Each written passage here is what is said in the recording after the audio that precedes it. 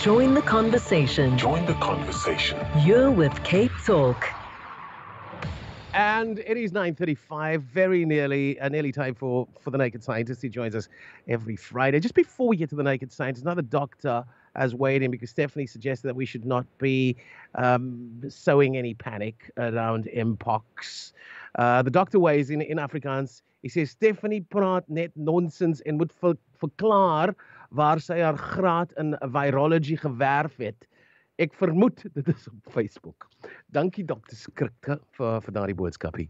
And just to translate that for the purposes of Dr. Chris Smith, lecturer at the University of Cambridge, we've got an monkeypox outbreak in South Africa at this moment in time. At present, reported 13 people, men in their 30s, affected, 2 deaths attributed to this particular virus. And the doctor's suggesting that this is not fear-mongering, this is very real, and we should be aware of things. I don't know if you are familiar with monkeypox and if you have any words to share about it. Chris? Good morning, Clarence. Well, we had a run-in with this in the last couple of years in the UK and internationally. We actually saw huge numbers of cases compared to how many we usually see. We normally see single numbers of cases on a every few years basis in the UK, and all of them exclusively imported cases, people who've been to an area where this infection is endemic, and then they bring it back with them. And then all of a sudden we started to see homegrown cases, evidence that this was in the community and it was spreading, and quite quickly it emerged that it was one particular community that was affected, and that was the gay community. And it looks like that somehow the infection was seeded into the gay community somewhere. We don't know exactly where, probably internationally, and it has started an endemic spread of the infection in that particular community, who have then, when they've travelled internationally, taken the infection with them, and it's then become endemic or been spreading in groups across a period of time in various countries. And so we had quite a big outbreak in the UK, which through contact tracing, information, telling people what to look out for, isolation of cases, vaccination of cases, and in some cases treatment, because there are some drugs that can be used, we were able to rein that in. And now we remain very, very vigilant for this, because what has happened once can happen again. Lightning can strike twice, and it looks like a similar sort of thing might be unfolding in South Africa. This infection is a relative of smallpox, and it was called monkeypox, now Mpox, because the infection is endemic in monkeys, but when it gets into people, which it can do through a range of different routes, if you're in an endemic area and you come into contact with this virus, it causes a smallpox-like illness, but nothing like as severe and nothing like as infectious. It's much harder to spread this around and cause big outbreaks. And so we were able, luckily, to get on top of what happened, but it's a warning shot over our bows that nature has a very deep set of pockets from which it can deliver all kinds of surprises. And as our population grows, as our travel increases, and as more people spend more time in more other people's company and have close personal contact, which is how this virus was spreading, you're going to see this sort of thing. So that doctor's absolutely right. Information and vigilance is absolutely critical. And I sat on a number of committees and meetings when we began to get this problem in the UK, and people were saying, we don't want anyone to feel targeted or anyone to feel the fingers being pointed. And someone who was on that call who said, look, I'm gay, and if there's something which is I'm at high risk of, I want to know about it. And I think my fellow homosexuals would very much like to know if there's something they can look out for, they can make sure they're not exposed to, and that they can tell their friends. So information is really, really important in this sort of setting. Make sure you know what's going on. Is it curable at all? Yes, it's not a lethal disease in the vast majority of cases. There are 2 forms of it. Most of this comes from Western Africa. There are places in Western Africa where this is an endemic infection, and there are 2 different what we call clades, or forms of this virus. And one form tends to be a bit more trivial than the other, we think, based on the epidemiology. It might be that it's a bit of bias because of the certain populations that catch it, poorer people, less well-nourished, more vulnerable. Maybe they get more severe infection per se anyway. But what we saw when it got into Western populations in large numbers, which gave us good data to go on, was that for the vast majority of people, this is a relatively mild disease. you do get symptoms, you do feel pretty awful, but not for very long, and then you do get better, and then you're immune, and you're not going to get it again, because once you've had this, you develop a really robust immune response, which will produce long-term protection. But not everybody is endowed with a really good immune response, especially in countries with a high prevalence, for instance, of HIV, which can erode the immune system and make you more vulnerable. And so this is why this is more of a threat for some people, and why people need to be aware. Let's go to Denise. She's on the line in Tableview. Welcome, Denise. Thank you, Clarence. Good morning, Doctor. I'd like to ask you, if one had a heart transplant or liver transplant, etc., would the donor's DNA be in your body? Yes, it absolutely would. Now let's go for one of the most radical examples of this. Let's go for a bone marrow transplant. That's an organ as well, bone marrow. It makes all of the elements of your blood, white blood cells, red blood cells, the clotting elements called platelets. When we give people a bone marrow transplant, for instance, because they've had some kind of bone marrow or white blood cell cancer, like myeloma, or they've had lymphoma, we obliterate their own bone marrow, and we then find bone marrow from somebody who is a very close genetic match to that person, but not the same, because we want healthy bone marrow to go in. We take stem cells, bone marrow cells, from the donor person, infuse them into a vein in the recipient person after their own bone marrow, including the diseased bone marrow, has been destroyed with chemotherapy and sometimes radiotherapy. The stem cells then migrate back to the bone marrow of the recipient, and they know where the bone marrow is via some signals. They know where to go.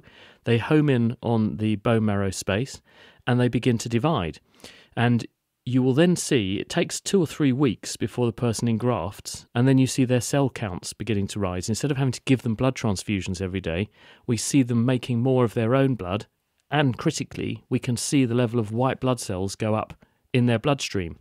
The only source of those white blood cells is going to be the donor bone marrow, and sure enough, if you test them, you will see that the DNA of those white blood cells is not the recipient. Those cells are not theirs. They came from outside, and they're now a new growing population in a new body. They are the DNA of the donor person. So if someone really nefarious wanted to commit a crime, what they would do is go and have a bone marrow transplant after they'd done the crime, and then offer a blood sample for DNA testing, and it wouldn't match. And then they say, "Look, I'm being very facetious, of course, but no, you're absolutely right. When you put a foreign organ into a person, you are getting their cells and their tissues, which do not get replaced by the person's own cells and tissues all the time, in all cases, and therefore there will be that person's DNA in your body, and you become what is known as a chimera, or if it's just one population of cells, a micro chimera. And you think this is a rare thing. It's not. Everyone who has been a mother listening to this program and has had children, your children's DNA is still in your body. And there was an amazing paper a few years ago. Scientists were able to show that if you follow people who've been pregnant through their life course, you can find, if a mother has had a son, you can find cells with a Y chromosome in them in the mum's body in various places 2 decades, 3 decades later. Because when the baby's growing inside the mum, some of the baby's stem cells spill over into mum's circulation. They go around the tissue, around the bloodstream, and they take up residence in various tissues, and they stay there for extended periods of time. And in some cases, they might actually drive the immune system to attack the organ that they end up taking up residence in. So this can cause autoimmune disease, and that's one of the reasons why we think women, especially women who have been pregnant, are at higher risk of autoimmune disease compared to equivalently matched men. Okay, let's get to that hangover question. Why is the same culprit responsible for bringing relief? Does it even? I'm shared with that question. Well, what is a hangover, first and foremost? A hangover is because you have poisoned yourself. When we drink alcohol, alcohol is toxic, and it gets detoxified in your liver, which has a series of metabolic steps that turn the alcohol from a poison and something capable of affecting the way your brain works into vinegar, acetic acid.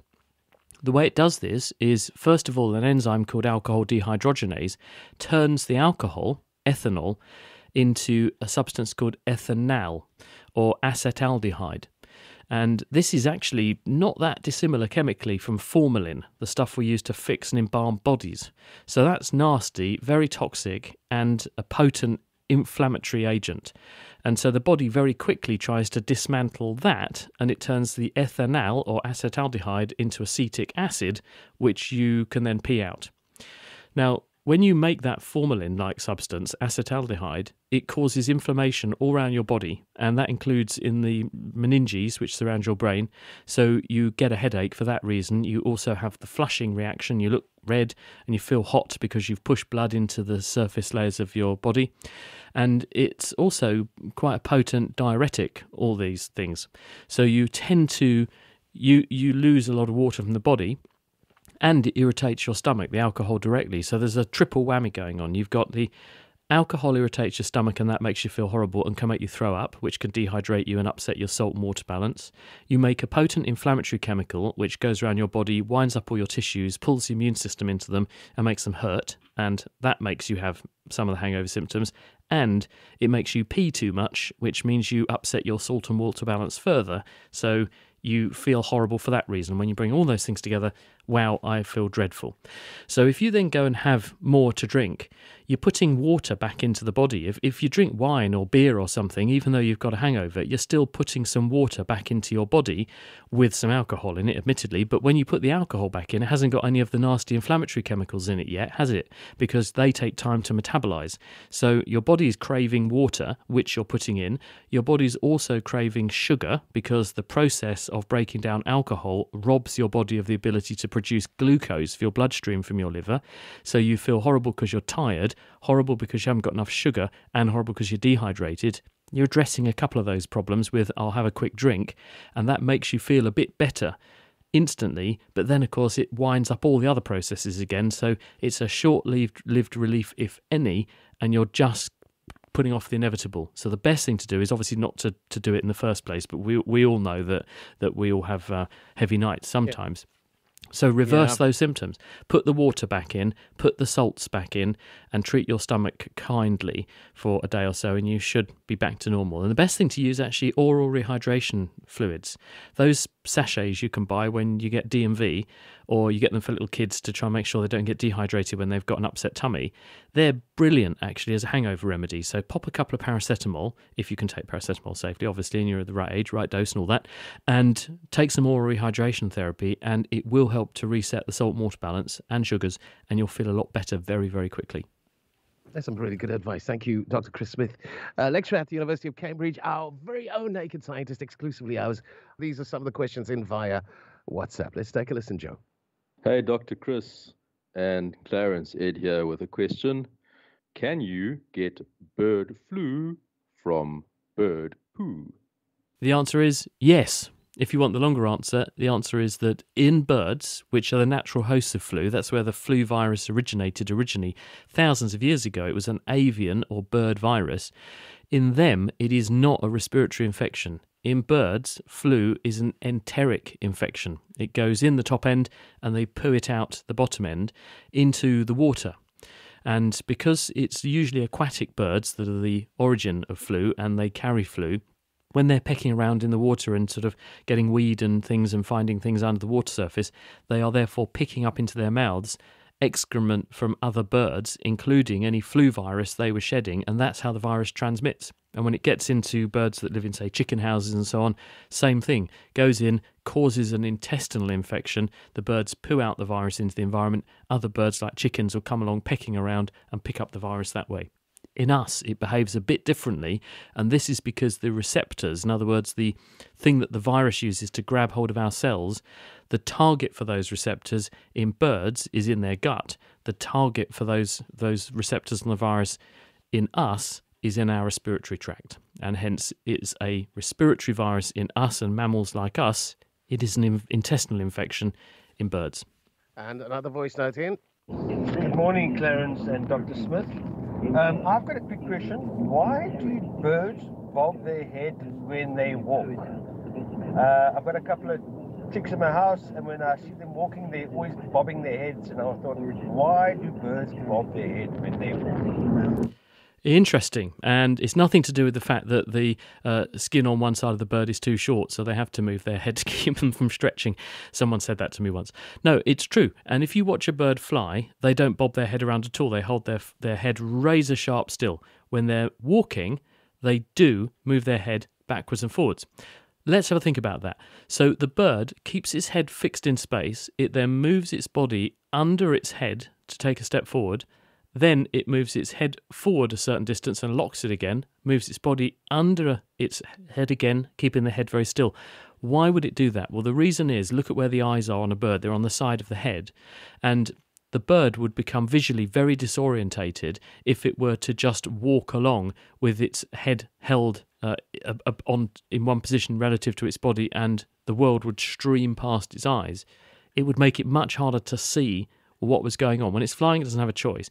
When it's walking, it does. And what it does is lock its head in one position, and that means it can fix its gaze on what it's seeing at that point, get a clear image, and then move the body under the head so that it then quickly moves the head to the next position and fixates again, and in this way make sure it's not missing things that might come along and turn it into lunch.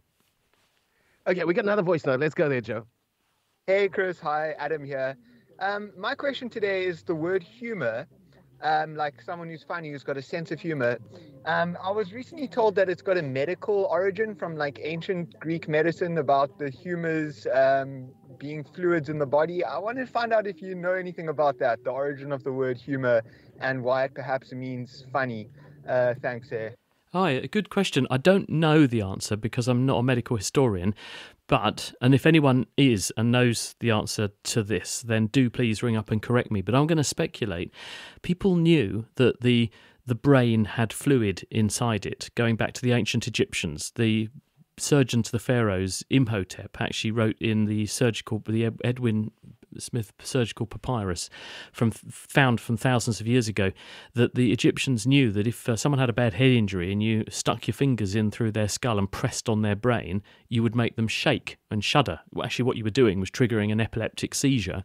But what they thought when they looked in the brain was there are all these fluid-filled spaces. They thought, well, the brain has fluid, nerves are like long straws out to the muscles, so therefore when you move, your brain squeezes fluid down the nerves and into the muscles and blows them up and makes them move.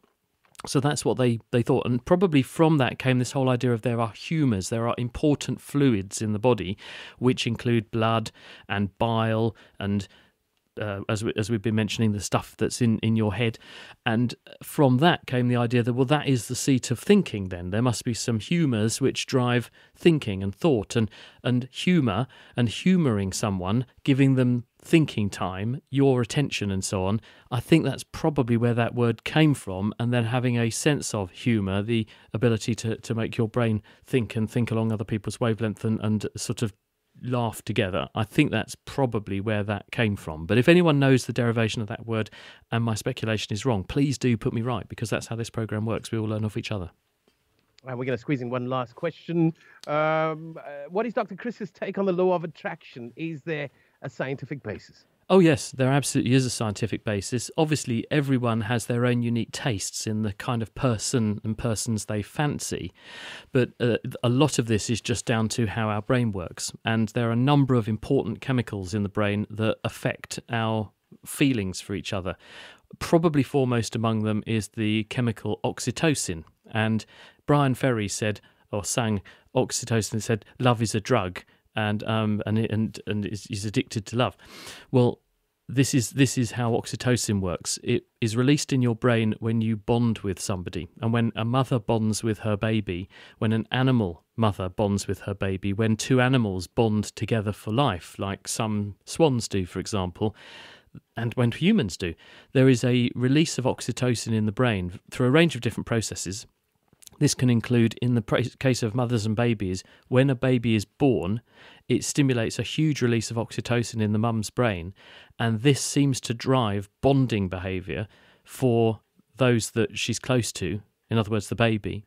And this also encourages the release of breast milk, and when breastfeeding happens, this also produces more oxytocin, which again reinforces the bond between a mum and a baby. But when two people are making love, they also release oxytocin in both of their brains, bonding them together, just like a mother and a baby bonds together. So that's why sex is the glue that binds people together. Then there's another one. There are other agents, arginine vasopressin, AVP, in the brain, which also controls how much water you've got in your bloodstream. But in the brain, it does a very important job with fidelity. And scientists have shown that people who tend to stray in a relationship have a different form of the receptor, the docking station that recognizes the AVP signal in the brain compared to the general population. And this is also mirrored in animals. There are animals that are very promiscuous. There are animals that are much less promiscuous. They are monogamous. If you take the gene from the monogamous animal and put it into the polygamous animal or vice versa, you can change the behavior of those two groups. So while it sounds very romantic, falling in love and all that, it is very much driven by neurochemistry, and it's all about the connections between nerve cells. We need to wrap it there, unfortunately, and a big thank you, as always, Dr. Chris Smith, our Naked Scientist, exclusively hours 9:30 to 10 on a Friday. Some news coming your way next.